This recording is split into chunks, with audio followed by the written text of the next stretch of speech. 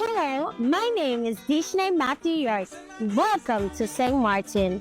Are you ready?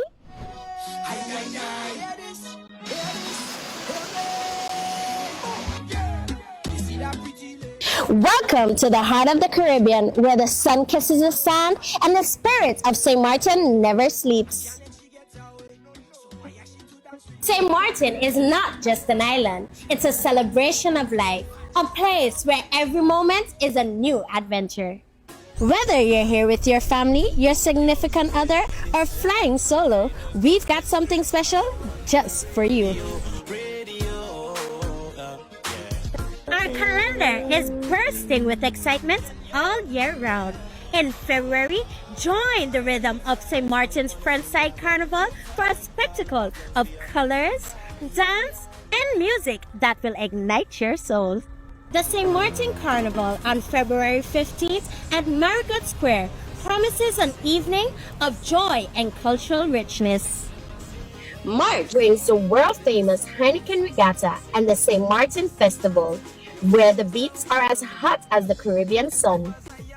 Feel the adrenaline as sailboats race across crystal clear waters and music fills the air at the pulsating concert. But the party doesn't stop there. April marks St. Martin Carnival on the Dutch side. 3 weeks of amazing foods, a fiesta of parades, concerts, and our one-of-a-kind Juve morning, along with many unforgettable moments. It's a celebration like no other. Don't think the fun slows down in summer.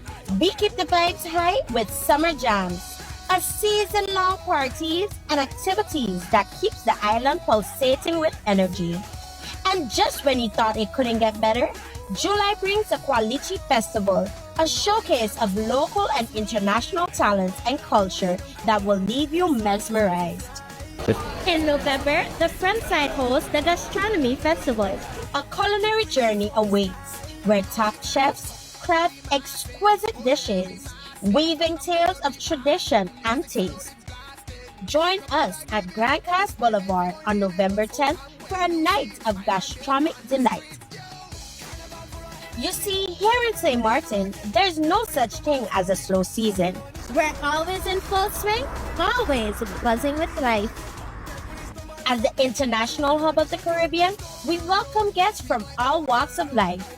Whether it's a quick layover, a weekend getaway, or an extended vacation, St. Martin is where the magic happens. Join me on my island on April 23rd at the Miss Caribbean Carnival Queen Pageant for an evening of elegance, class, and the crowning of the first ever Miss Caribbean Carnival. Discover the magic, feel the vibe, and embrace the opportunities. St. Martin, where every day is a celebration and every moment is a memory in the making.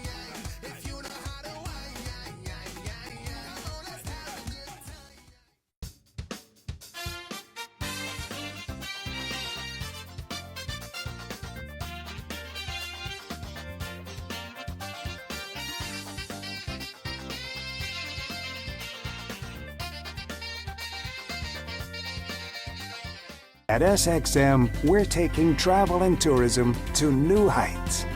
Here we boast spacious check-in areas, 10 passport control points, comfortable departure lounges, and an exciting new airport mall.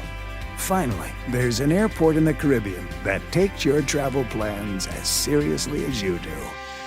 Princess Juliana International Airport. The experience will move you.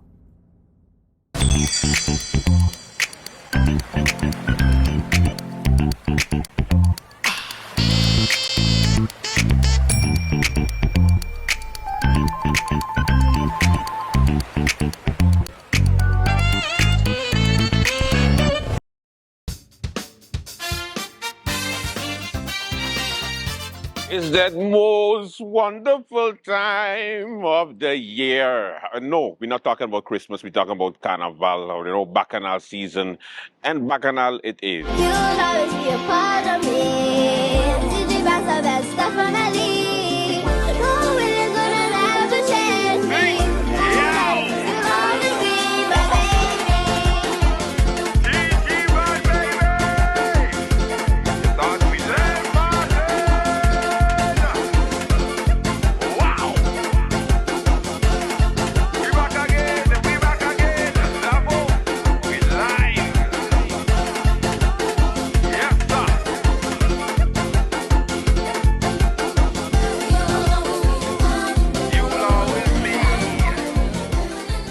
late night coming to you from the loving, what's the name again? I gotta get used to the name. The Joycelyn Arenal Festival Village. Of course, we know it as the Carnival Village for the next 3 weeks. Late night will be, doing the show from here because we said we were going to. So it's important that we stick to our word. As you can see, this is not no studio effect. We actually in the festival village, and it's windy.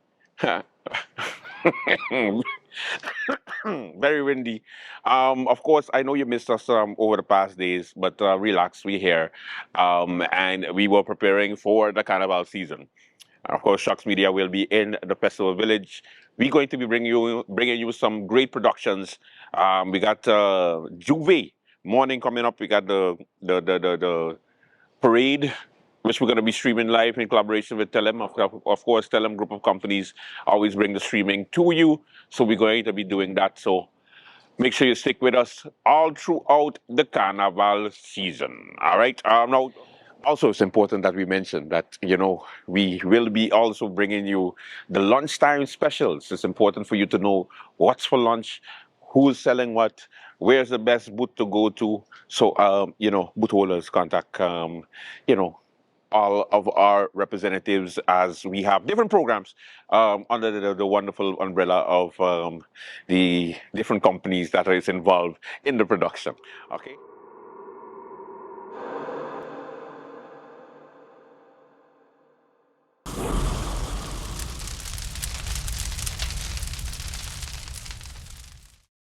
Yes, Great Bay Media, and we have Shucks Media, and of course, St. Martin Newsroom Entertainment. So we got different programs for different set of people. It's gonna be good. It's gonna be good. We pushing, we're working. All right, what's happening on the lovely island of St. Martin? We begin with the news of the Council of Ministers press briefing. It took place this morning, which is on Wednesday morning, where the Prime Minister was the sole person in the Council of Ministers press briefing. She came, she conquered, and she kind of sort of maybe answered questions. We're going to start off with her talking about GEBE. What's the problem? Can we fix it? What's the issue with GB? Are we good? Are we not good? What's going on? Yeah, the Prime Minister tried to answer in the best way she can by saying absolutely nothing. Good morning, Prime Minister. Could you shed light on the situation at GB? Is it correct that the mechanics have laid down their work? And the current situation, does it also affect the cooperation with the French side regarding the water? Yes, as it relates to GB, I'm also in constant contact with them, especially in terms of communication of the outages that were experienced over the weekend, which I know was very difficult for many of us. Say what? She just said that?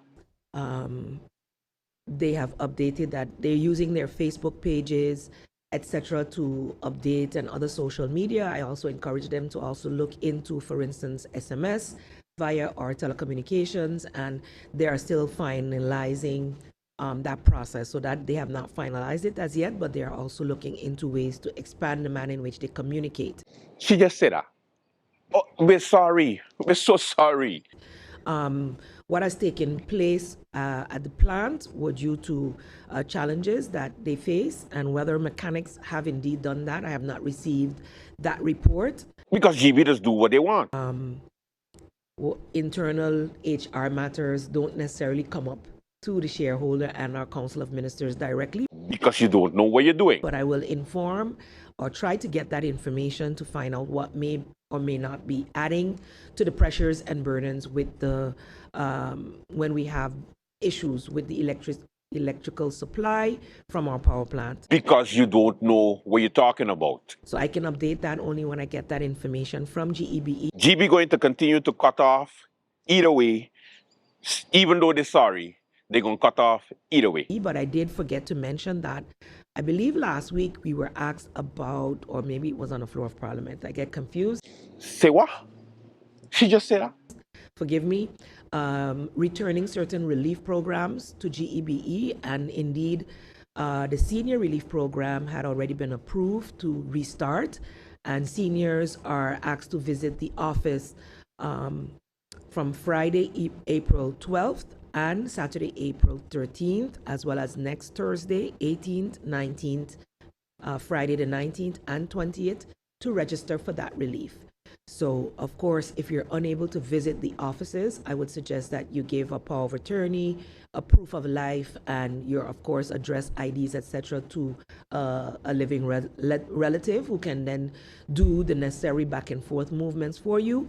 But at least I'm happy to announce that the Senior Relief Program for NGBE at NVEGEBE has been reinstated, and they are busy taking the registrations of our seniors this week from the 12th and 13th, and next week 18th to the 20th.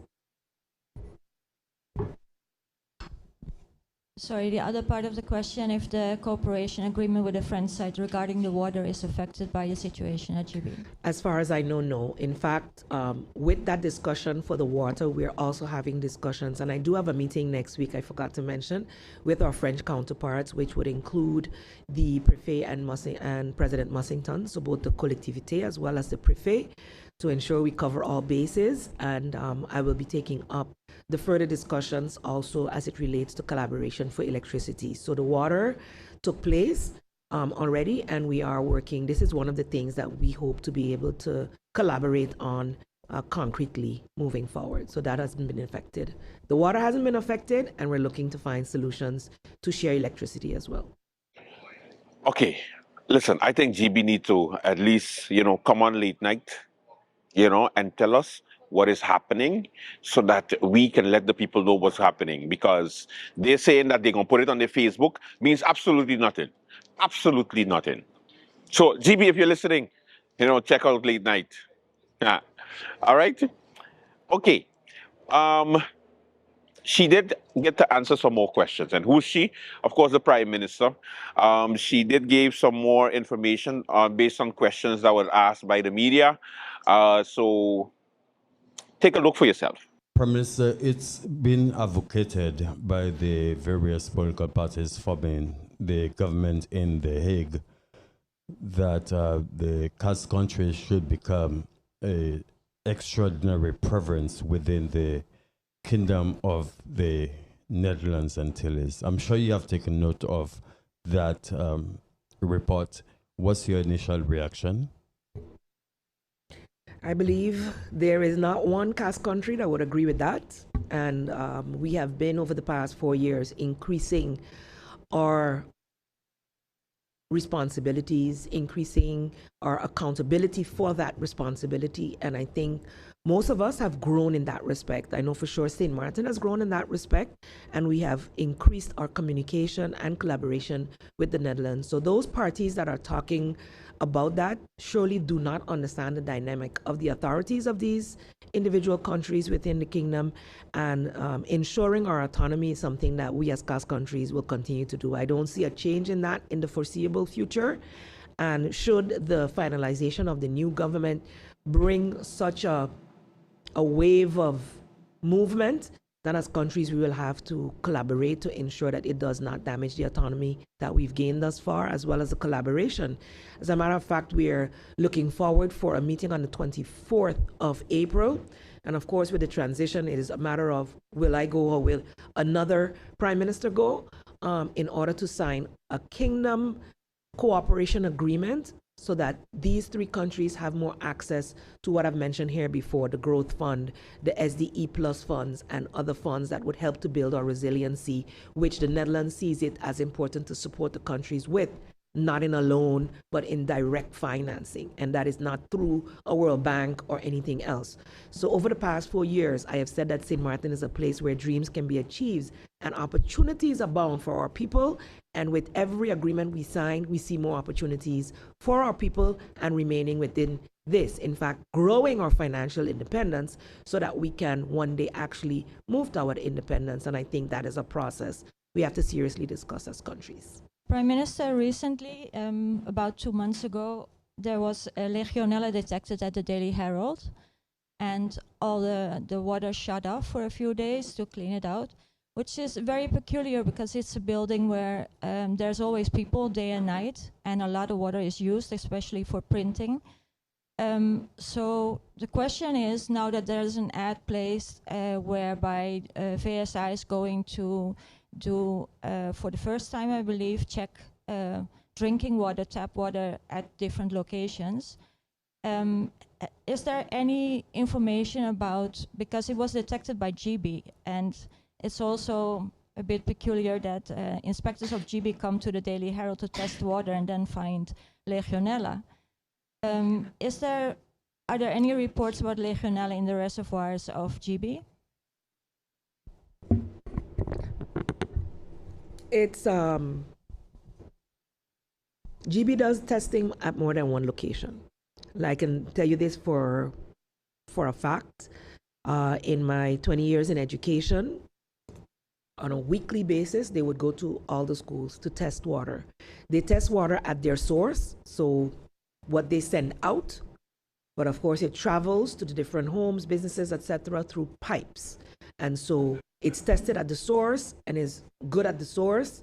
In fact, it was that good that the French side, with all their protocols, were able to connect to our pipes, because trust me, going through the European protocols is a lot. So our water passed all of those tests to be able to supply. So even with them in dire need of water, we still had to go through a rigorous process to be able to qualify to share water with them or to sell them water. So GEBE has their own lab technicians that check at various sites. I do not know outside of schools, because that was my experience, where else they do it, but I will follow up with them, that the VSI ministry, in their responsibility for water, has taken up the, let's say, the mandate to go out and do inspections as well, is an added security. So I think it only shows the commitment to ensure that the water sent out to the population is as it left the source, so to speak. So I will follow up with the Ministry of VSI and GEB to ensure or get a clearer overview of how the inspections take place within GEBE, what they do on a regular basis, and how the Ministry of VSI will supplement that. But I do not have a report that this is a challenge across the board, and definitely not in our reservoirs. Prime Minister, taking into consideration the fact that you're preparing to leave office, is there this one thing in the pipeline that you would have loved to achieve that you did not? If yes, what is this one thing?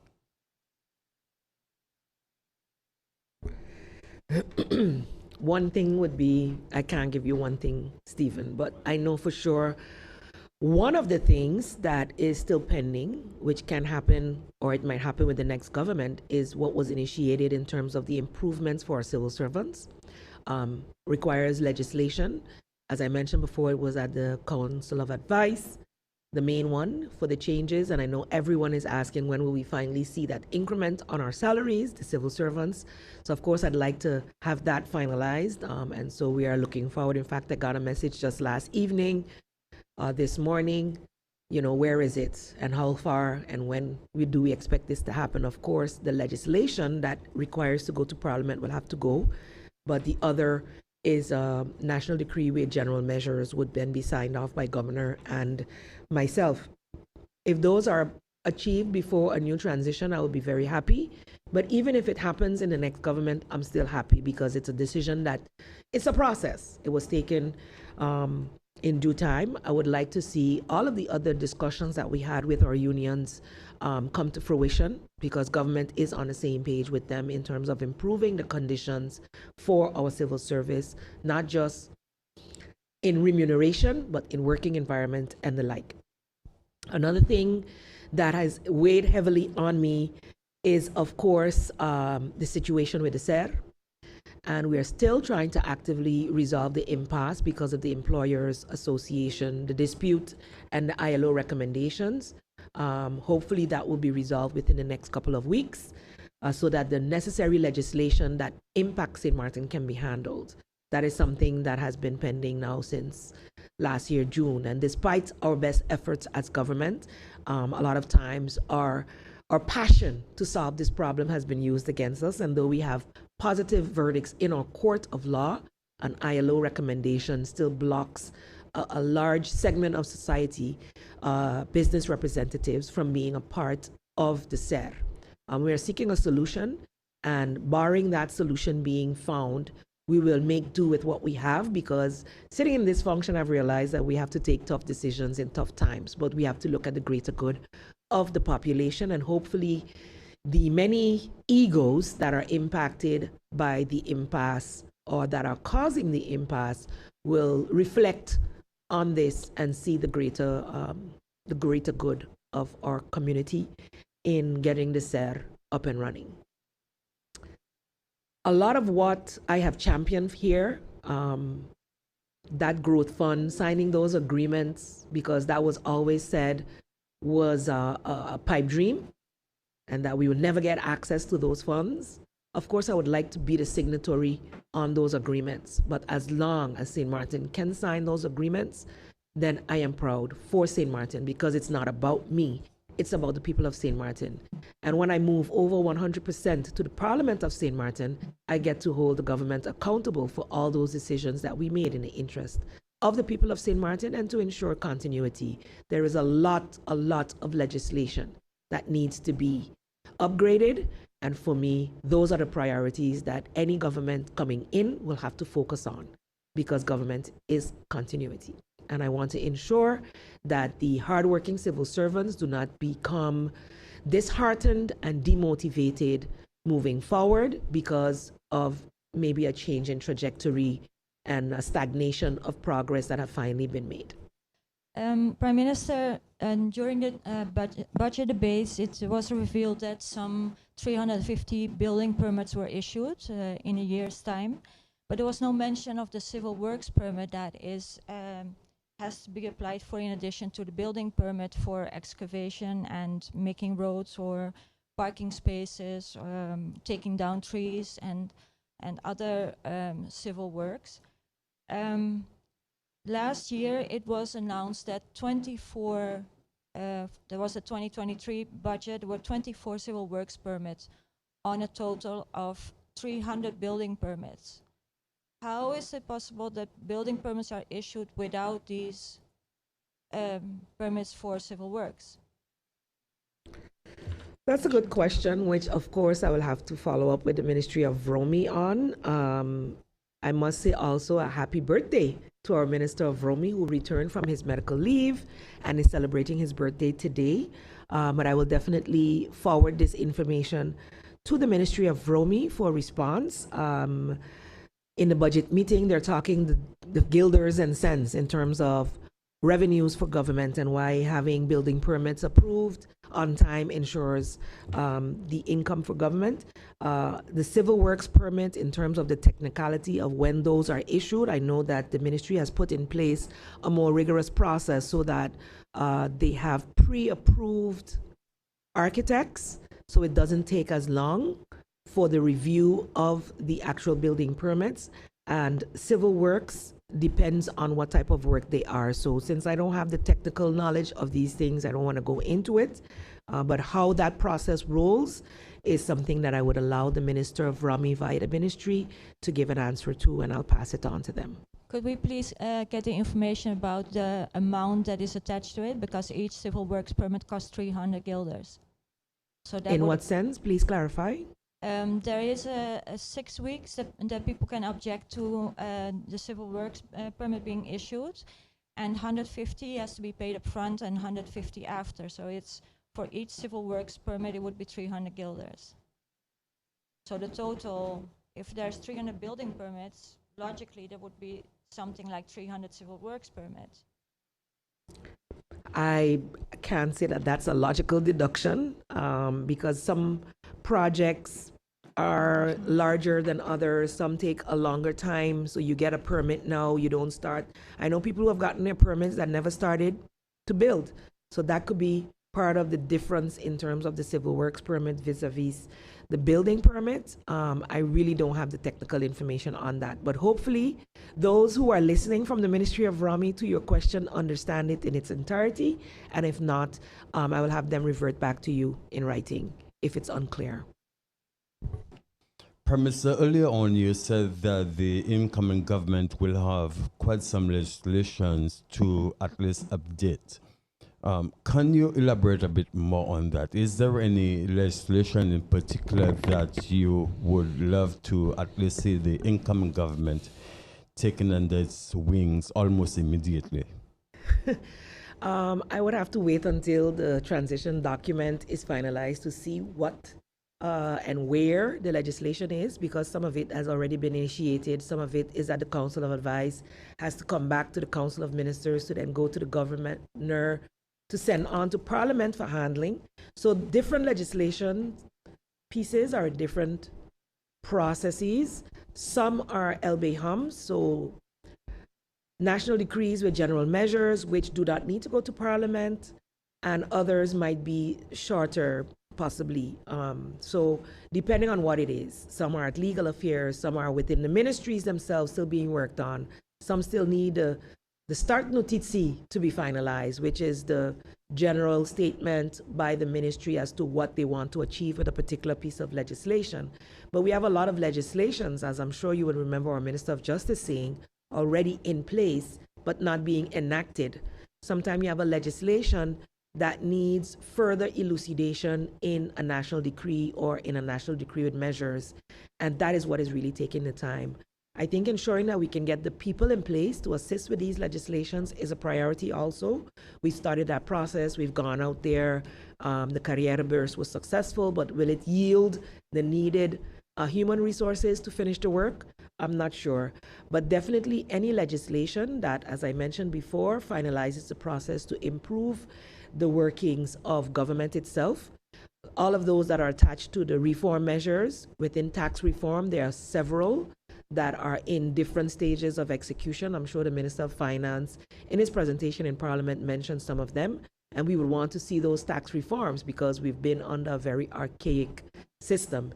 And of course, the digitalization of government. Some of the key back there, while you can instantly buy hardware, software, and start training people, our legislation also has to reflect that digital sharing of information is allowed. So those are, for me, priorities. The ones that affect the civil service, our service to the public, and of course, the reform measures at whichever stage they are. I would have personally wanted to spend more time on, of course, environmental issues, climate issues, ensuring that all of these points that we're working on are finished, but these are the areas that need continuous push. And so I'm hoping that the support or the passion that is within the ministry for these projects and for these legislations will be picked up by the incoming government. But they will hopefully be fully broken down within the transition document, which is being finalized, which I hope I will see next week. The Prime Minister of St. Martin, Xavier Jacobs, our caretaker Prime Minister, don't ask me for an update on the 2x4. All I know is that there was some tarpaulin that was thrown over the 2x4, and they say, according to Luke Mercedina, very strong. We are very, very, very strong. Yeah. Welcome to the Late Night Show. We have a good one for you. Let's begin.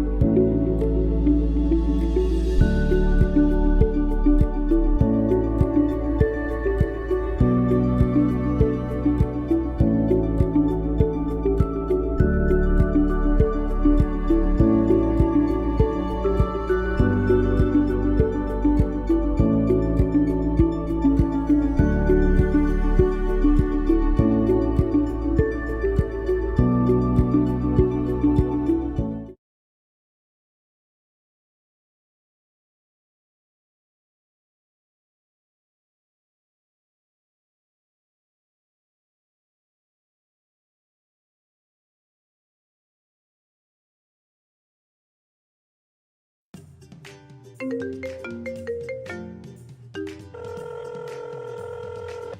Mom. How are you? Hi, darling. I'm fine. Just calling to say hi. Oh, okay. We got over here. Girl, I hear watching this movie and it.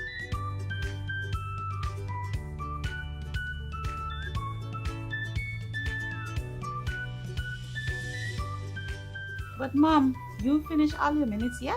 No, girl. Talem has new postpaid plans and automatically upgraded my postpaid package. Is that so? Guess what? I am getting more minutes and almost double the amount of data for the same price. I guess I'm making a switch now. Let me call you back, Mom. Hey, Tash, you have tell him new postpaid plans?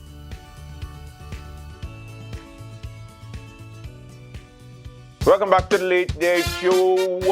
Now, of course, it's important for us to mention that we've heard some rumors. First, it was rumors, then we get it confirmed of the undersea people, the undersea, under the sea down in DV Little Bayside. It was a nice coming attraction. It was looking good. I had so much hope. It was looking so amazing. Local stars drowned. Of course, they made them into sculptures, and then they drowned them all the way to the end, and we call it a St. Martin attraction. So, of course, you say to yourself, good job, something different, let's go snorkeling, and let's go see the St. Martin people underwater like we actually are.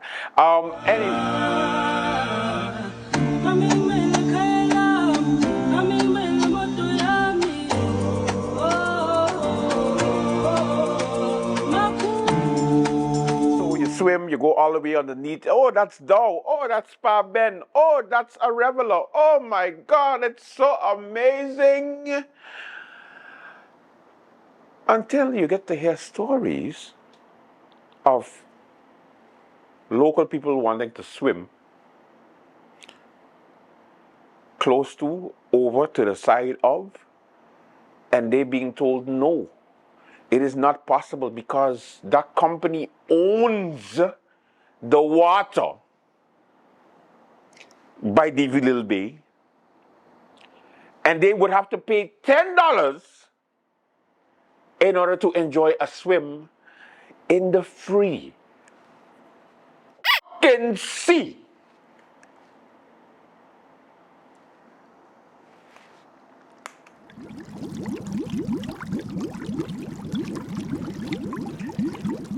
When are we going to learn? When are we going to take this thing serious? That we continue to sell our patrimony, we continue to sell our shares, we should continue to sell everything that we can sell for a quick dollar. And I'm getting sick of it. What's next? You're going to go on a beach and they're going to say private property, you can't come on the Great Bay Beach. Oh, wait, too late. Because remember where Sonesta Great Bay was? We get so used to the fence around that we like, Indigo Bay. No, you got to go past the boom. And when you say you're going to the beach, who you know down there? No, it's a private property. You're not allowed to go down there. And when you go down there, no, that's cornered off. That's owned by the property owners. Let me make this straight. Let me make this announcement. Let me get it out of the way. Maybe people forget. Maybe people want to just ignore it. The beach does not belong to anybody. Let me say it for the ones in the back, Roxy Beach. The beach does not belong to you, Roxy. No, it does not. Where have we come when we decide that we are selling beaches, we are selling water rights? And the owner or the manager or the people who are managing the underwater museum, let me tell all you something. Because I'm going to make it a personal project after Carnival, Pete. We're going to go down there and we're going to swim wherever the hell we want to. And I want these people to tell me that I have to pay $10 and I want to get the pic, I want to get the video of the person telling me, yo, you got to pay to be in this beach water. You got to pay for it. Remember the asshole who decided to block the Simpson Bay Beach alley when you wanted to just go through? You know, they have different alleys going into the Simpson Bay Beach. And because property owners, you know, the real estate agencies, they end up selling these nice properties and they sell it with all kind of dreams. You know, own your own beach property. You own the property, not the beach. You get a beach deal. The beaches belong to the people. Now, these owners, these beach owners have been getting away with murder all these years by, one, not maintaining the public access or limiting the public access by, you know, making the pathway kind of small and then leaving grass grow over it because they're like, government's supposed to do that, it's public. No, this is my side, that's the government side. But you don't tell nobody because you're like, I don't know how to get to the beach. This is private property, miss. We see what you're doing. And we end up always doing the following, which is, oh well, let me just go to Mullet Bay. Oh well, let me just go to another beach. 37 beaches, my ass. Right now, we're down to 20. Because everybody and their mother claiming a beach for themselves. And they're calling it beach property. What in the hell is that? I have no idea. It's not in our laws. It's nowhere found when it comes to beach belongs to the hotel. It does not exist. But we give an inch and they take in inches. Inches in our...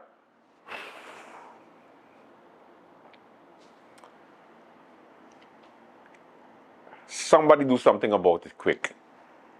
Because land for sale.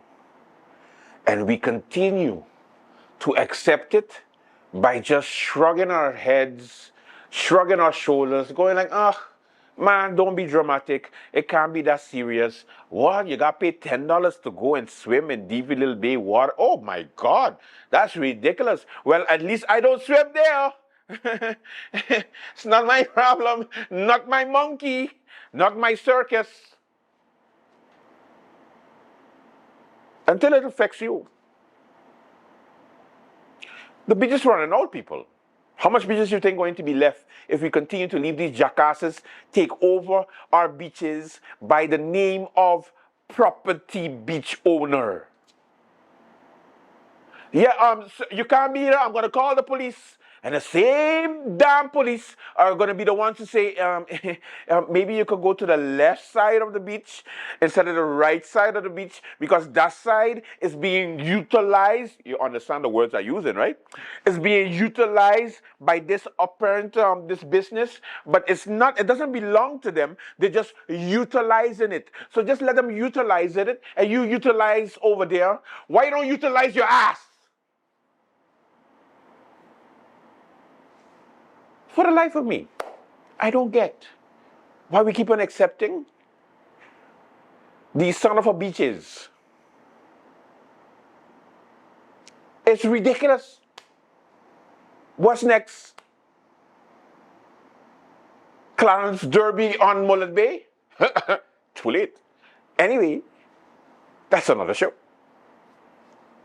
Yeah, Clarence, even though they have more action on the beach now than before, you're still never going to get away from the shadow of being the enforcer of Mullet Bay Beach. You know that, right? I'm just telling you. You're always going to get mentioned because you did some illegal shit for the past years and we're not going to let you get away with it.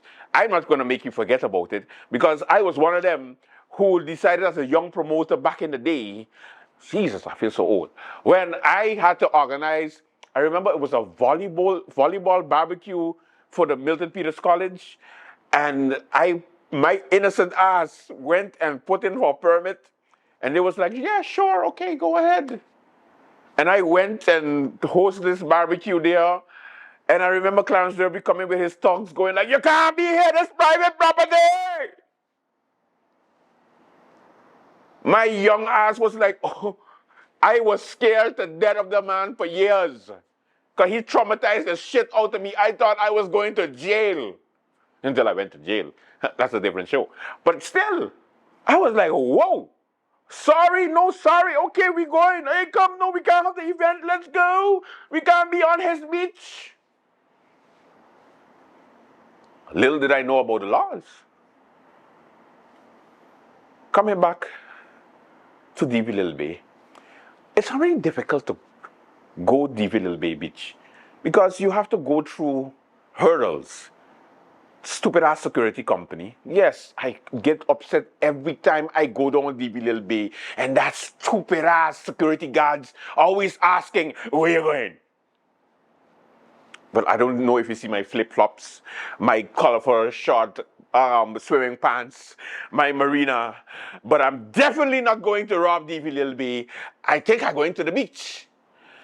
you gotta park over there. Okay. Because that they want to deter you, no? So they tell you, you got to park all the way up there, and they got to walk all the way up there. No, I'm from Suriname. We walk all the time. No. You want me park in town? I'm going to park in town. I'm going to walk straight up the Little Bay Hill. No problem. And I would just walk, and you go down, and they all watching you like, what the hell you doing here? Like, how dare you go on the beach to swim? And now, on top of that, you have to deal with the systematic racism, greed, corruption of having to deal with paying $10 in order to swim in the sea? What?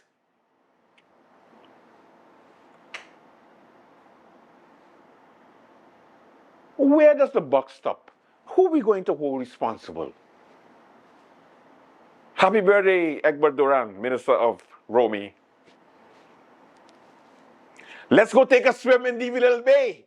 I'll bring $20. $10 for me, $10 for you. Because clearly you give them the permit and tell them that they can have water rights.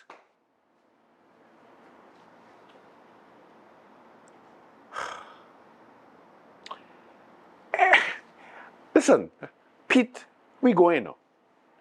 We're going down there. We're going to park our car and we're going to walk to the beach. And you can tell me exactly where this underwater museum shit is. And I'm going to swim, even though I hate swimming in the sea. I'm going to swim in that sea to wherever. And somebody got to tell me I got to pay. Listen, are you going to send me back Turning Point?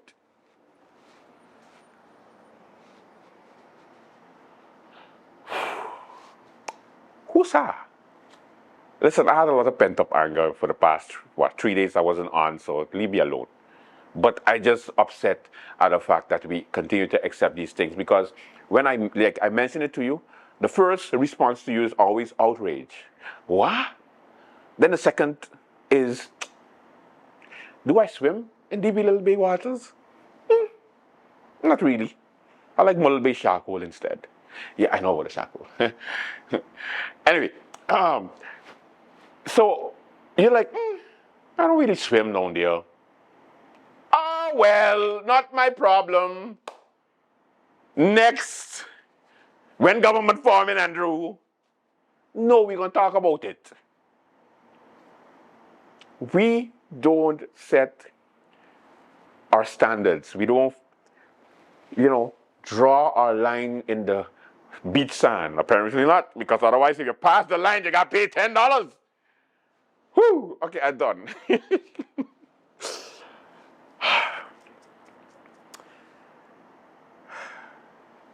Member of Parliament Ludmina De Weaver mentioned this during the budget 2024 meeting, just so that you don't only hear it from this dick. Let's hear it from Ludi. Moving right along onto Vromy. Another person, again, personal experience, coming up to me as a representative of the people and told me that they weren't aware that water rights were given to specific areas of water off of the bayside. So let me explain it properly. So when I go swim in the water by DV, in the area where you have the underwater museum, they were told you cannot come there. So they said, and then they were like, how do you mean I can't swim there in this area? Because you have to pay $10. So I'm just wondering, for the Ministry of Rami, if they gave water rights to the underwater museum, because the people who were swimming were told by someone on the boat, you cannot enter here unless you pay $10. So if that is the case, again, Rami, the same ministry that actually increased, I believe, 3 million is what the minister said, about 3 million in the ERFPAC. So they're doing a really good job of increasing the revenue because they're enforcing, right, what people have to pay for ERFPAC. I just want to know if there's new areas that they can get extra revenue on, which is now in the water. And if that's the case, that's what happened this week. So I'm asking a question based on an actual experience. In some other news, I hate this now, man. Sarah Westcott Williams, Auntie Sarah, one of our founding members of St. Martin and the Caribbean. I would like to say thank you for the very bold motion that you and Kevin Mingret presented. Even though Kevin Mingret didn't know what he signed, I thank Kevin Mingret because it's important that Kevin Mingret gets congratulated for doing a Kevin Mingret. What am I talking about? I'm talking about stopping the government from selling off the shares of Winair. A motion was passed unanimously by the 2x4, basically stating that the government is not allowed to sell the shares of Winair.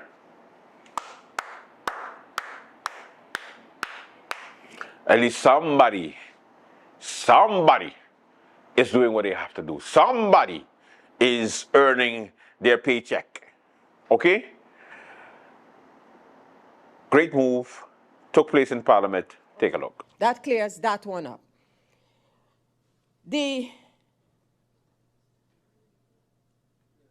When it comes now to the matter of Winair, and the minister and I have spoken publicly in the meeting, we have spoken on the side of the meeting, we have spoken about this.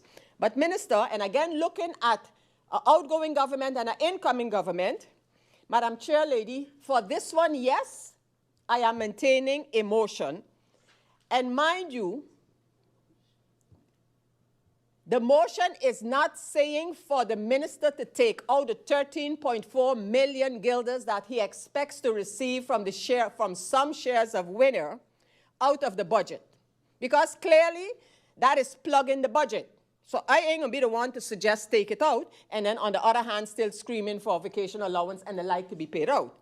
But what I am going to ask the government, whichever one that gets this budget back, I want to resolve, after saying that I haven't heard the substantiation of this plan. And by the way, let me remind the minister of what he himself has stated regarding this plan.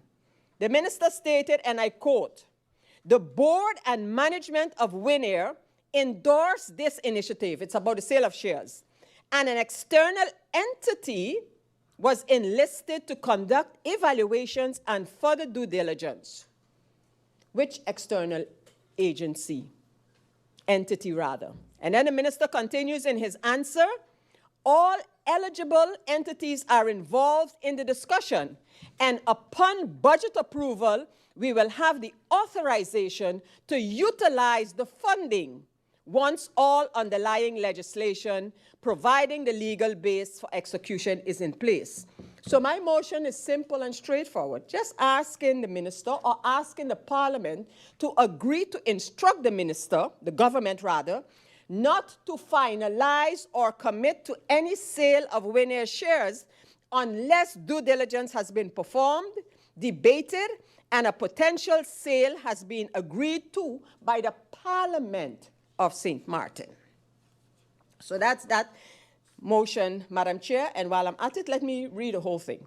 So considering the intention of the government of St. Martin to sell shares of Winair, that the government in its explanation refers to divesting of government assets, that no general divesting strategy has been presented, let alone a plan that outlines a vision regarding our national airline Winair, that while the government speaks of a plan for Winair, there is no evidence presented of such, that no elucidation has been provided to Parliament substantiating a budgetary windfall of 13.4 million guilders for the sale of some or Winair shares, resolves to instruct the government not to finalize or commit to any sale of Winair shares unless due diligence has been performed, debated, and a potential sale has been agreed to by the Parliament of St. Martin. All right, time for your flashback. Let's take a look. Flashback. The GEBE saga continues, and this one's sweet. Why it's sweet? Because how is it that only on St. Martin we had to call the police to go and remove a COO? This is remarkable. The shareholder, which is the government of St. Martin, saying GEBE COO, you messed up. Mind you, this is the same government that recently appointed him as the COO. Stay with me now. Yes, they appoint him 2 weeks ago, and now 2 weeks later, they're like, you know what? Let's suspend him. I kid you not. St. Martin is a real place. Or is it? I don't think so. Anyway, so today, the police had to be called to the offices of GEBE so that Mr. Temer and Ms. Danielle could be escorted off the property because their suspension supposed to gone into effect since Monday. However, they have a little problem. The problem is that seeing that he has a contract for 5 years that recently was approved, he went through a rigorous screening process. He passed it. They gave him the contract. So that means if you're going to suspend him or ultimately fire him, he has a very good case for 5 years of salary. And where we getting that from? GEBE. Let's continue milking the cow. Okay, wait a minute now. Miss Cherie Danielle, the temporary, almost temporary manager. She is still officially an auditor at GEBE. So you just can't just suspend her like that because you could suspend her as a temporary manager, but then she goes back to her original job. So now the temporary crisis manager, Troy Washington, supposed to come in now and suspend Ms. Danielle. Yeah, go figure. So let's see how this plays out. The Prime Minister is supposed to be back in Parliament this week to answer the rest of the questions. I know some people were saying, oh, you know, they're going to come with a motion of no confidence. It doesn't work like that. The first round already passed. The second round is where she has to come and answer the questions. In order for a motion of no confidence to be presented for that particular meeting, they had to mention it. At least anybody who wanted to file a motion should at least mention that a motion was coming for the second round. And then the second round, they read the motion, and then we go to the voting. But at the same time, the coalition is supposed to be strong. Yeah? Okay. So we're going to continue to watch this GB situation, but it's not getting better. Meanwhile, the 15th is coming up. So those persons who've been getting away with not paying GB, cut it. It come in, so you best go and make that payment plan right away, even though they are not doing a payment plan. Yes, I'm making sense, because the Prime Minister said, go and make a payment plan if you can't pay. But then GB announced that they're not doing a payment plan. So what to do? You tell me. I just can't make this thing up. It's right here. It's happening on lovely St. Martin. You gotta love it. For the Late Night Show, thank you so much for watching. Until tomorrow, do have a safe and pleasant one. Bye-bye.